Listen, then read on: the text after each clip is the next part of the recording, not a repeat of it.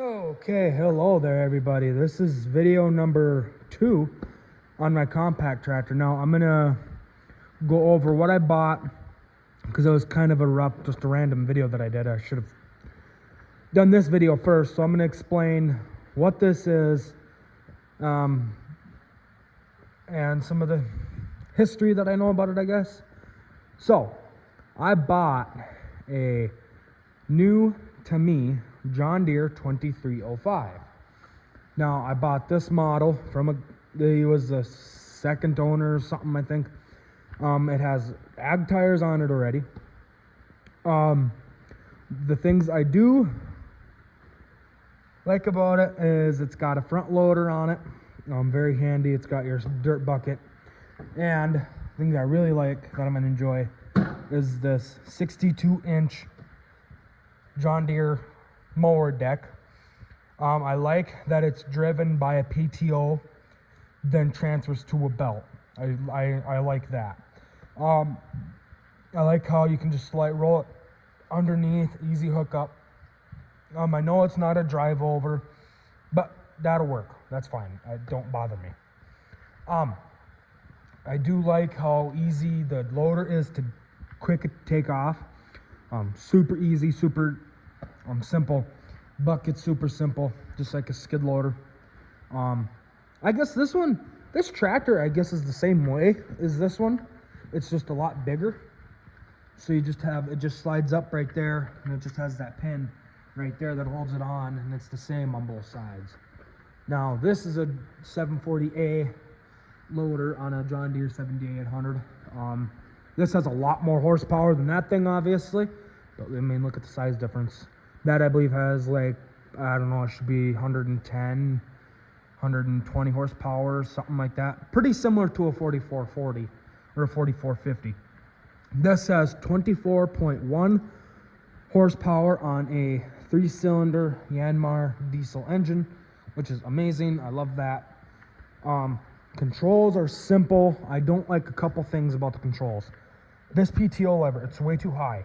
I might ask to cut this down and take this and put this handle down here because this is too high. Like, you'll hit that easily. Like, if you're mowing, that's where your mower deck, that's on the mower deck.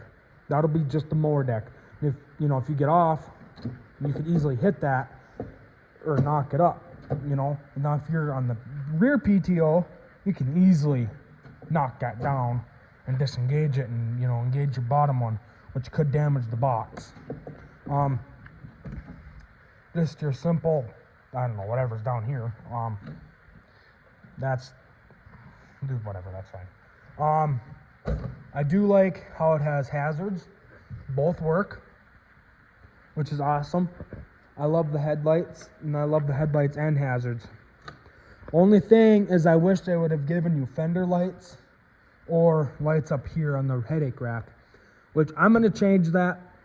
I'm either going to put pods here or a light bar right here, or I think what I'm going to do is I'll put pods up front, LED pods, then I'll put a light bar back here going, across or whatever. I love the 3-point. That's going to be nice to have. The top link is nice and stored out of the way. I mean, it's got whatever. That's a fine hitch, I guess. I wish it would have came with a rear remote, but it doesn't. And I'm sure you could jimmy rig it to where you could use the loader controls. Got a cup holder, which is pretty nice. Don't have a cell phone charger, which is whatever. Now hopping on it. I like where your throttle is. Your key's in a nice position. I do like, that'd be a neutral. I do like the layout of the gauges. I do like how, come on, let's focus. I like how this is laid out on both of them. Yeah, it has 931 hours, which is fine. It'll work for me. I'll use it, but whatever. I like where your gear selector and your 3-point is. That's nice. I wish your loader controls was a bit more not as sloppy, but from what I understand is this was always sloppy on these 2305s, which from what I understand, the 2305s was the 1025R John Deere before the 1025R was produced. This was the model to go after because you can put a backhoe on these. And these were also a lot better than the 2210s. I believe the 2210s don't even have a quick detached loader like that. This one does. If you look at a 1025R and look at this thing, they're pretty much the same. There's a few differences like fender lights on the 25s. This is a lot better. This is a lot lower. Yeah, whatever. Your park brake I think is the same. Your PTO I think is the same. But I mean, your loader, it works. I mean, it's fine. One thing I don't like, because if you're at night and you have your bucket right there, it blocks your top field of view. But you got your bottom field of view, but you go down, it's just fine. Or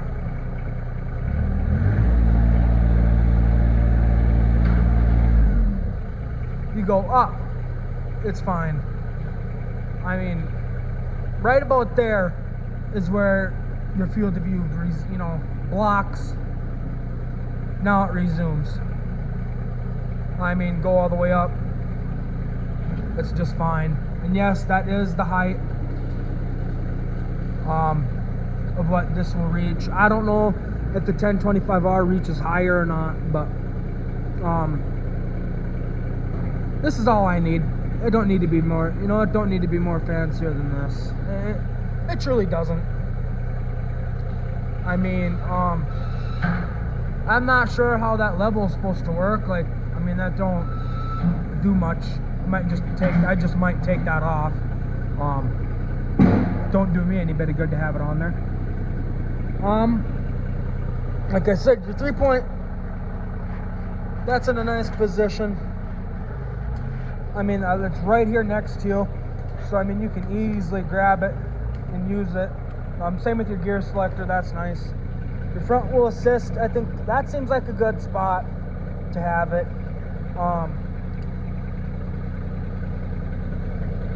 It's nice, I guess. There we go, there you go. I mean, that's a good spot to disengage and engage. Can't complain about that.